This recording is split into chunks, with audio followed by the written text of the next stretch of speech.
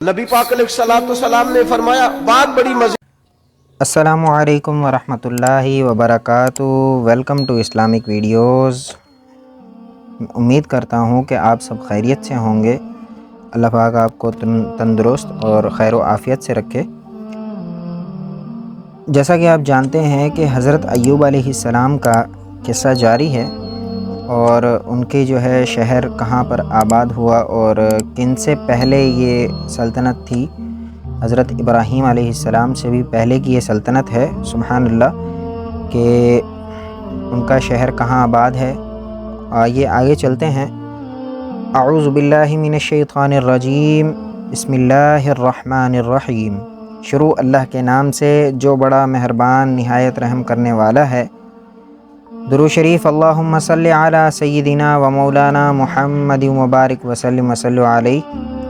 آج ہم ایسی شخصیت کے بارے میں بات کر رہے ہیں جو اتنی شدید ابتلا مصیبت میں مبتلا تھے، پھر بھی انہوں نے اللہ تعالیٰ کا شکر کا دامن نہ چھوڑا۔ جب اہل سبا اور اکاویوں کے ہاتھوں حضرت ایوب کا مال و دولت اور ان کے جانور ختم ہو گئے اور آپ شدید مصائب اور ابتلا میں مبتلا ہوئے، تب سب مال جائیداد و دولت دنیا سے الگ ہو کر ایسی جسمانی ابتلا میں مبتلا ہوئے کہ لوگ پاس آتے ہوئے گھبراتے تھے۔ بستی سے باہر ویران جگہ پر 7 سال چند ماہ پڑے۔ کبھی جزا و فضا اور شکایت کا کوئی کلمہ زبان پر نہیں آیا۔ آپ کی نیک بیوی لیا نے عرض کیا کہ آپ کی تکلیف بہت بڑھ گئی ہے، اللہ سے دعا کیجئے کہ یہ تکلیف دور ہو جائے۔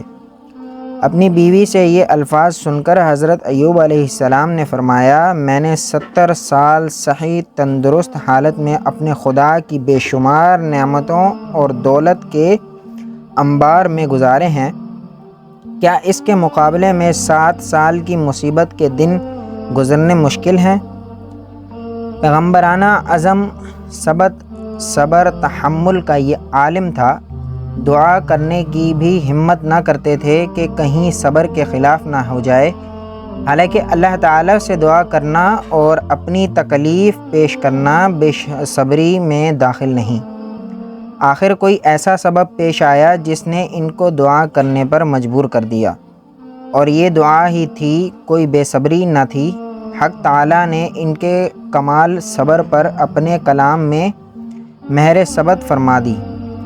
ابن ابی خاتم نے حضرت عبداللہ بن عباس سے روایت کی ہے کہ جب حضرت ایوب علیہ السلام کی دعا قبول ہوئی اور ان کو حکم ہوا کہ زمین پر ایڑی لگائیں، یہاں سے صاف پانی کا چشمہ پھوٹے گا، اس سے غسل کیجئے اور اس کا پانی پئیں تو یہ سارا مرض چلا جائے گا۔ حضرت ایوب علیہ السلام نے اس کے مطابق کیا، تمام بدن جو زخموں سے چور تھا، بجز ہڈیوں کے کچھ نہ رہا تھا۔ اس کے چشمے کے پانی سے غسل کرتے ہی سارا بدن، کھال بال یکا یک اپنی اصل حالت پر آ گئے۔ سبحان اللہ۔ تو اللہ تعالیٰ نے ان کے لیے جنت کا ایک لباس بھیج دیا، وہ زیب تن فرمایا اور اس گندی جگہ سے الگ ہو کر ایک گوشے میں بیٹھ گئے۔ زوجہ محترمہ حسب عادت ان کی خبر گیری کے لیے آئے تو ان کو اپنی جگہ پر نہ پا کر رونے لگے۔ حضرت ایوب جو گوشے میں بیٹھے ہوئے تھے، ان کو نہ پہچانا کہ حالت بدل چکی تھی۔ ان سے پوچھا، اے خدا کے بندے، کیا تمہیں معلوم ہے کہ یہ وہ بیماری میں مبتلا شخص جو یہاں پڑا رہتا تھا کہاں چلا گیا؟ کیا بھیڑیوں نے اسے کھا لیا؟ اور کچھ دیر تک اس معاملے میں اس سے گفتگو کرتی رہیں۔ یہ سب سن کر حضرت ایوب علیہ السلام نے ان کو بتلایا کہ میں ہی ایوب ہوں، مگر زوجہ محترمہ نے اب تک بھی نہیں پہچانا۔ کہنے لگی، اللہ کے بندے، کیا آپ میرے ساتھ مذاق کر رہے ہیں؟ تو حضرت ایوب علیہ السلام نے فرمایا کہ غور کرو کہ میں ہی ایوب ہوں، اللہ نے میری دعا قبول فرمائی اور میرا سارا مرض درست فرما دیا۔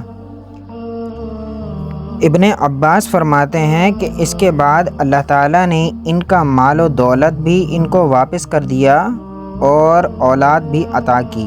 حضرت ابن مسعود نے فرمایا کہ حضرت ایوب کے 7 لڑکے اور 7 لڑکیاں تھیں، اور اس بیماری کے دوران ان میں سب مر گئے، چنانچہ اللہ پاک نے انہیں اتنی ہی اولاد اور عطا فرما دی۔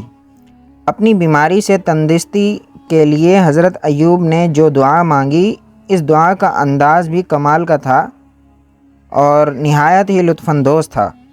آپ اپنی دعا میں مختصر ترین الفاظ میں اپنی تکلیف کا ذکر کرتے ہیں، اس کے بعد بھی یہ کہہ کر جاتے ہیں کہ تو الرحمن الرحیم ہے۔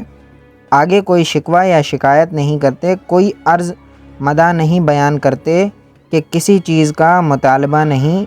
اس طرز دعا میں کچھ ایسی شان نظر آتی ہے جیسے کوئی انتہائی صابر اور قانی، شریف اور خودارا آدمی جو کہ فاقوں سے بے تاب ہو کر کسی نہایت کریم النفس ہستی کے سامنے بس اتنا کہہ رہا ہے کہ میں بھوکا ہوں اور آپ فیاض ہیں، آگے اس کی زبان سے کچھ نہ نکل سکے۔ آپ نے اپنے رب کو پکار کر کہا کہ شیطان نے مجھے سخت تکلیف اور عذاب میں ڈال دیا ہے۔ اس سے متعلق محققین لکھتے ہیں کہ اس کا یہ مطلب نہیں کہ شیطان نے مجھے بیماری میں مبتلا کر دیا ہے اور میرے اوپر مصائب نازل کر دیے ہیں، بلکہ اس کا صحیح مطلب یہ ہے کہ بیماری کی شدت، مال و دولت کے ضیاع اور عزیز و قار کے منہ موڑ لینے سے میں جس تکلیف اور عذاب میں مبتلا ہوں، اس سے بڑھ کر عذاب اور تکلیف اور عذاب یہ شیطان اپنے وسوسوں سے مجھے تنگ کر رہا ہے۔ وہ ان کے حالات میں مجھے اپنے رب سے مایوس کرنے کی کوشش کرتا ہے، مجھے اپنے رب کا ناشکرا بنانا چاہتا ہے، اور یہ شیطان اس بات کے در پہ ہے کہ میں دامن صبر ہاتھ سے چھوڑ بیٹھوں۔ حضرت ایوب کی فریاد کا یہ مطلب 2 وجہوں سے قابل ترجیح ہے۔ ایک یہ کہ قرآن مجید کی رو سے اللہ تعالیٰ نے شیطان کو صرف وسوسوں اندازی ہی طاقت عطا فرمائی ہے، یہ اختیار اس کو نہیں دیے کہ اللہ کی بندگی کرنے والے کو بیماری میں ڈالے اور انہیں جسمانی اذیتیں دے، بندگی کی راہ سے بھٹکنے پر مجبور کر دے اور ہٹنے سے مجبور کر دے۔